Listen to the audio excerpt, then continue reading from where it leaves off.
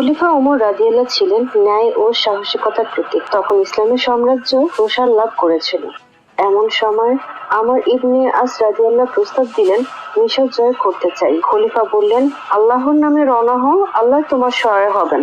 অল্প সৈন্য নিয়ে আমর রাদিয়াল্লাহু মিশরের পথে রওনা হলেন। পৌঁছালেন ফুস্তাতে। মিশরের রোমান শাসক মুকাউকিসকে বলা হলো, ইসলাম গ্রহণ করো, না হলে জিজিয়া দাও, না মানলে যুদ্ধ। মুকাউকিস যুদ্ধ বেছে নিলেন। শুরু হলো লড়াই। মুসলমানদের ঈমান ও সাহসে হেলিওপলিস ও বাবিলিয়ন 640 খ্রিস্টাব্দে মুসলমানরা জয় পেল। মুকাউকিস সন্ধি করল, জিজিয়া মানল। খলিফা ওমর রাদিয়াল্লাহু নির্দেশ দিলেন, জনগণের উপর জুলুম চলবে না, তাদের ধর্ম উপাসনালয় থাকবে নিরাপদ। পরে গড়ে উঠল আফ্রিকার প্রথম মসজিদ, আমর ইবনে আস মসজিদ। ফিরআউনের সেই প্রাচীন শক্তিশালী মিশর এবার হলো ইসলামের ছায়াতলে। ন্যায় সাহস আর আল্লাহর ভরসায় ছোঁয়া।